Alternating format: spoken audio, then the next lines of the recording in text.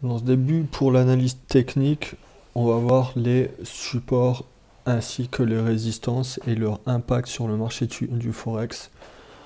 Donc tout d'abord, on va définir ce qu'est un niveau de support et de résistance. Donc le support, c'est lorsque dans une tendance baissière, le prix peine à descendre plus bas. Et la résistance, c'est dans une tendance haussière, le prix n'arrive pas à franchir un nouveau plus haut. Donc ces niveaux de prix sur lesquels le marché bute à plusieurs reprises sont en fait des niveaux psychologiques auxquels la majorité des intervenants sont réceptifs. En d'autres termes, ce sont des niveaux remarquables auxquels vendeurs et acheteurs sont suffisamment sensibles pour que l'ensemble de leurs transactions puissent être stoppées, voire même parfois inverser la tendance qui se dessinait jusqu'à là. Et c'est pour cette raison que beaucoup de vendeurs prendront des bénéfices sur un niveau de support et beaucoup d'acheteurs prendront des bénéfices sur un niveau de résistance. Donc c'est pour cela qu'une bonne compréhension de la psychologie des marchés est indispensable pour perdurer sur les marchés financiers, car les supports et les résistances sont très liés à la psychologie des foules. Donc pour entrer de manière optimum sur le marché, connaître et comprendre la réaction des intervenants face à de tels seuils reste encore la meilleure façon de se placer non seulement dans le bon sens, mais surtout à des prix et à des niveaux qui sont stratégiques pour le marché. Il y a également ce qu'on appelle la mémoire du marché, et c'est la raison pour laquelle une résistance ou un support va rester valide, même sans avoir été touché depuis une longue période. Donc lors de phases de correction, il n'est pas rare qu'un titre corrige sur un niveau de support de plusieurs semaines, voire années, avant de se retourner à la hausse.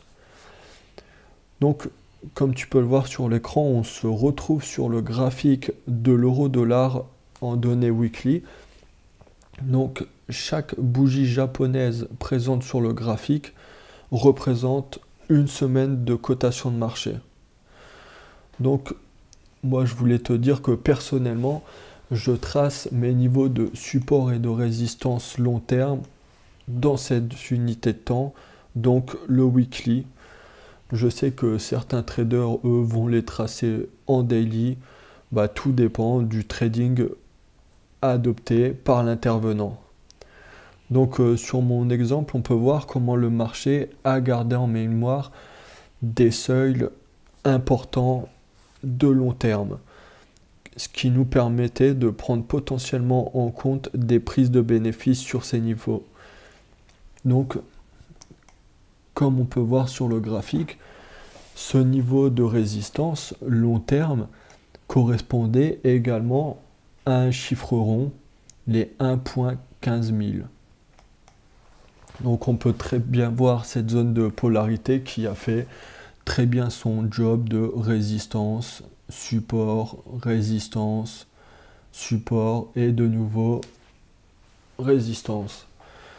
Donc comme tu peux voir sur le graphique, moi je suis pas fada de tracer des lignes et des supports partout sur le graphique. Je vais me concentrer sur les points clés pour me permettre de me positionner aux meilleurs endroits sur le marché.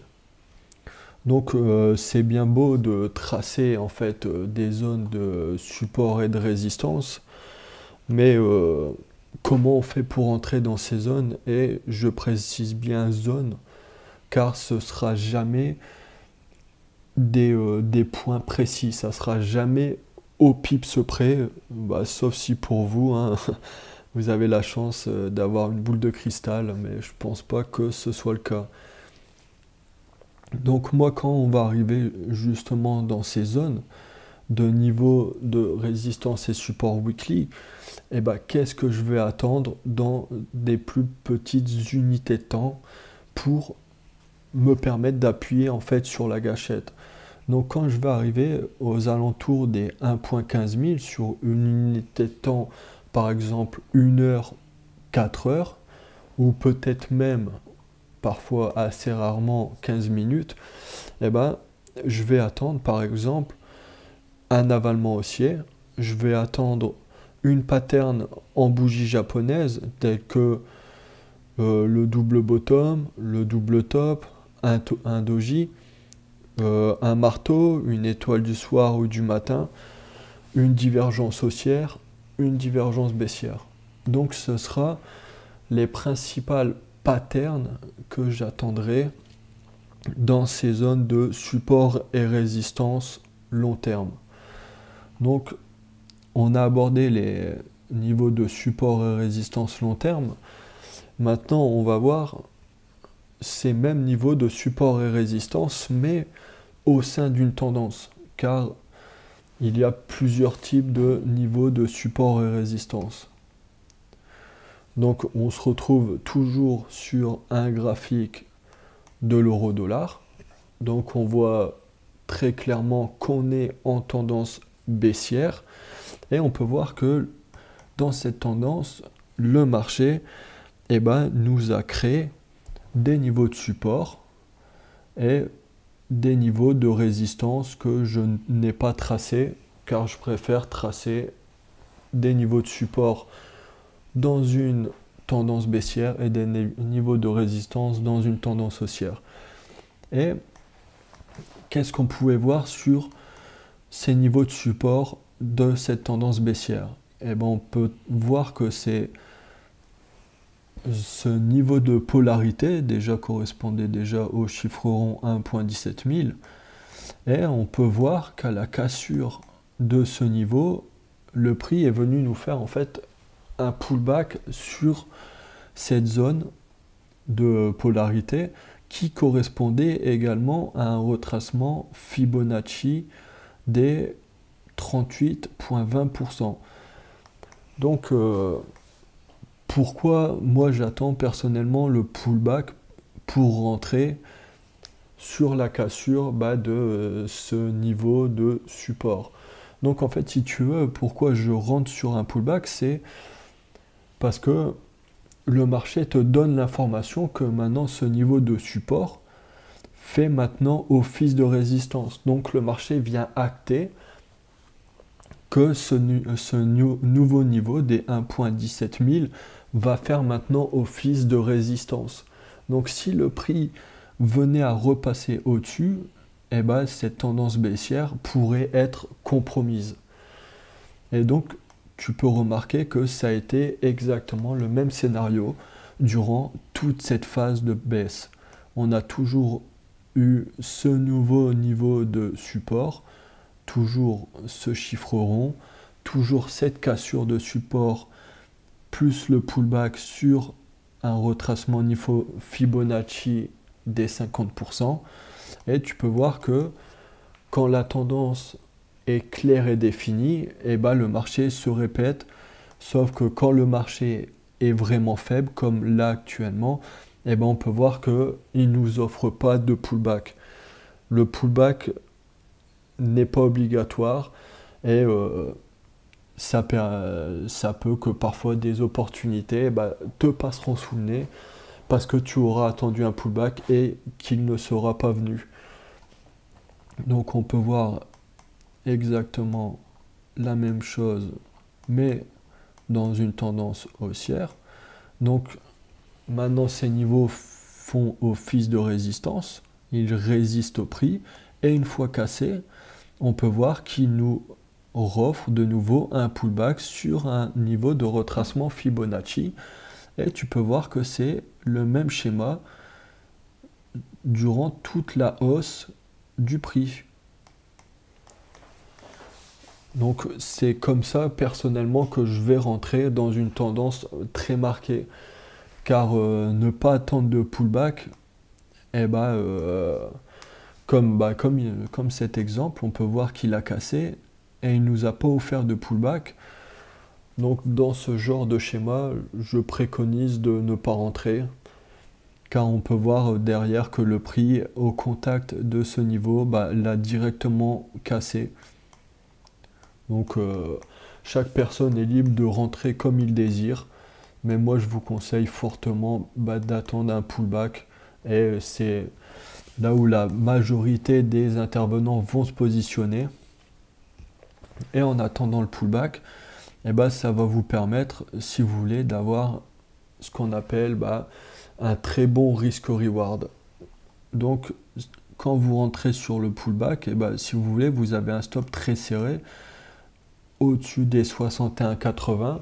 Donc, forcément, votre risk-reward est très bon.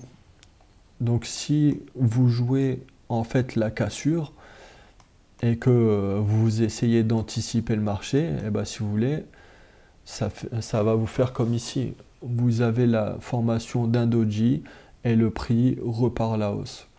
Donc c'est pour ça qu'attendre le pullback va vous conforter dans votre idée que le marché va vraiment aller dans votre sens et qu'il ne va pas se retourner. Je voulais aussi vous parler des cassures. Donc quand vous tracez, par exemple, on se trouve sur l'eurodoll en unité de temps daily, donc chaque bougie de cotation représente une journée. Quand vous tracez votre niveau de support et résistance en données daily, vous allez attendre la clôture daily de la bougie sous votre niveau de support ou de résistance. Vous n'allez pas tracer un niveau de support daily, casser ce niveau de support daily en 1 heure, 4 heures, vous positionnez et derrière, vous prendre la remontée. Donc il faut être cohérent. Si vous tracez un niveau de support et résistance en 1 heure, vous attendez la cassure de ce niveau de support ou de résistance en données 1 heure. Et si la cassure se fait sur une petite bougie sans momentum, vous allez attendre la bougie suivante. Et si la bougie suivante se clôture en doji, je vous invite à ne pas rentrer dans ce trade car le doji nous montre une certaine incertitude des intervenants de marché. Donc il est plus préférable de rester à l'écart car une cassure sans momentum, ça signifie à coup sûr une réintégration du prix au-dessus de ce niveau. Donc maintenant qu'on a vu le niveau de support et résistance au sein d'une tendance haussière et baissière, on va aborder le sujet des niveaux de support et résistance institutionnels. Donc c'est un concept qui est extrêmement connu au niveau des traders retails, le support et résistance institutionnel. Donc qu'est-ce que c'est? C'est tout simplement les chiffres ronds. Donc comme tu peux le remarquer, on se retrouve toujours sur l'euro-dollar en données 4 heures. Donc chaque bougie de cotation représente 4 heures du cours. Et on peut voir que les chiffres ronds ont généralement beaucoup fait office de support et résistance naturelle du prix. Car les chiffres ronds, je te rappelle, c'est des chiffres qui sont psychologiques. Et il faut que tu saches que les institutionnels, eux, vont rentrer avec beaucoup de montants, donc ils ne peuvent pas rentrer leur position d'un coup. Donc ils vont échelonner leur position et ils vont pas s'embêter à prendre un 0,4 230. Non, ils vont programmer leur ordre d'achat ou de vente sur des chiffres ronds. Donc toi, comment tu peux pas tirer parti de ces chiffres ronds? C'est tout simplement, dans cette tendance haussière, venir prendre des bénéfices sur les 1,06. Et tu peux placer ton stop de protection en dessous des 1,05. Je te conseillerais de le mettre en dessous des mèches et pas directement en dessous du niveau, pour ne pas prendre un stop loss bêtement. Donc ça peut être des très bons niveaux d'entrée en position, de prise de bénéfice et pour placer son stop de protection. Donc je te récapitule, on a vu les niveaux de support et résistance long terme en données weekly. Ensuite, on a vu les niveaux de support et résistance dans une tendance au sein d'une tendance haussière et baissière. Et ensuite, on a brièvement parlé des niveaux de support et résistance institutionnels. Donc, il est important pour toi que tu fasses bien la différence entre niveau de support et résistance long terme, niveau de support et résistance au sein d'une tendance, et les niveaux de support et résistance institutionnels. Donc ce sont des outils qui pourront être utiles pour ton trading et c'est quelque chose que tu dois avoir dans ta boîte à outils d'un trader rentable et cohérent. Donc c'est fini pour les supports et résistances. Dans la prochaine vidéo, on va parler des trendlines.